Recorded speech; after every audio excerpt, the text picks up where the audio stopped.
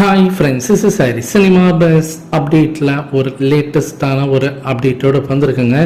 நேற்று லோகேஷ் கனகராஜ் அவர்கள் பார்த்தீங்கன்னா ஒரு யூடியூப் சேனலுக்கு வந்து ஒரு பிரத்யேக பேட்டி ஒன்று கொடுத்துருந்தாரு. அதில் சில விஷயங்களாக தான் நம்ம வந்து ஒரு 2-3 வீடியோவை பிரித்து நம்ம டீகோட் பண்ண போகிறோம்.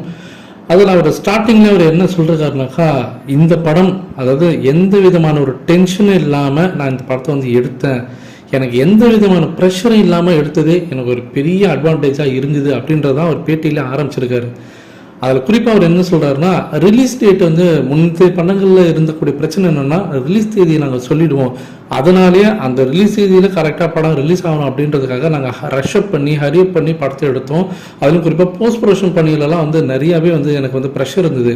ஆனால் இந்த தடவை நான் என்னோடய ப்ரொடக்ஷன் டீம் அதாவது சன் பிக்சர்ஸ் கிட்ட நான் சொன்ன ஒரே விஷயம் என்னென்னா, ரிலீஸ் தேதியை நான் தான் ஃபிக்ஸ் பண்ணுவேன், அதுவும் படம் ஷூட்டிங் முடிஞ்சு நான் எடிட்டிங்கில் உட்காந்து அதை ஃபஸ்ட்டு ஒரு எல்லா ஒர்க்ஸையும் பார்த்துட்டு எனக்கு வந்து மன திருப்தி ஏற்பட்ட பிறகு தான் நான் வந்து இந்த படத்தோட ரிலீஸ் சொல்லுவேன் அப்படின்றது நான் சொன்னால் அதை அவங்க ஒத்துக்கிட்டாங்க.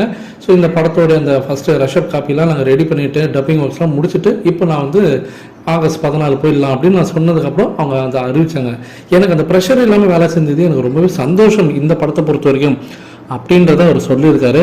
அதில் குறிப்பாக பார்த்தீங்கன்னா இந்த படத்தை பொறுத்த வரைக்கும் எந்த விதமான ஒரு பஞ்சாயத்தும் இல்லாமல் நல்லபடியாக படத்தை முடிச்சு கொடுத்துருக்குன்னு சொல்கிறது மூலியமாக இதுக்கு முன்னாடி அவர் எடுத்த லியோ படமாக இருக்கட்டும், விக்ரம் படமாக இருக்கட்டும், எந்த அளவுக்கு அந்த கதையில் வந்து ஹீரோக்களோட தலையீடு இருந்திருக்கு, எந்த அளவுக்கு அந்த ரிலீஸ் செய்தியில் அவங்க ப்ரெஷர் போட்டிருக்காங்கன்றது தெளிவாகவே தெரியுது.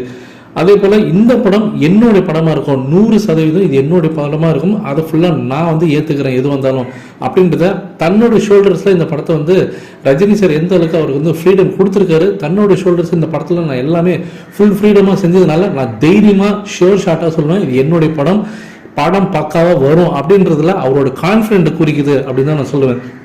அடுத்தது சத்யராஜை பற்றி அவர் பேசித்தார். இந்த படத்தை பொறுத்த வரைக்கும் சத்யராஜ் வந்து நான் வந்து அந்த ஷூட்டில் வந்து நான் வந்து அந்த சீன்ஸ்லாம் காமிச்சேன், எப்படி தான் இந்த சீன் வரணும், அப்படி தான் வரணும், ரஜினி சாரோட சீன் இப்படி இருக்குது, நீங்கள் கண்டினியூஷனில் இப்படி எடுக்கணும் அப்படின்னு நான் சொல்லும் போது சத்யராஜ் சொன்ன வார்த்தைகள் எது, லோகேஷ் சில பேர் ஹீரோவாக நடிப்பாங்க, அதாவது ஆன்ஸ்கிரீன்ல வந்து நடிப்பாங்க அப்படின்ட்டா அதெல்லாம் வேற, ஆனால் ஒரு மனுஷன் எப்பவுமே ஹீரோவாகவே வாழ்கிறாருன்னா அது முடியும்னா அது ரஜினி சாரால் மட்டும்தான் முடியும் அப்படின்றத அவர் சொன்னார் அப்படின்றத லோகேஷ் கனகராஜ் வந்து அந்த இன்டர்வியூவில் சொல்லியிருக்காரு. இதை நீங்கள் எப்படி பார்க்குறீங்க அப்படின்றது கீழே சொல்லுங்கள் ஃப்ரெண்ட்ஸ்.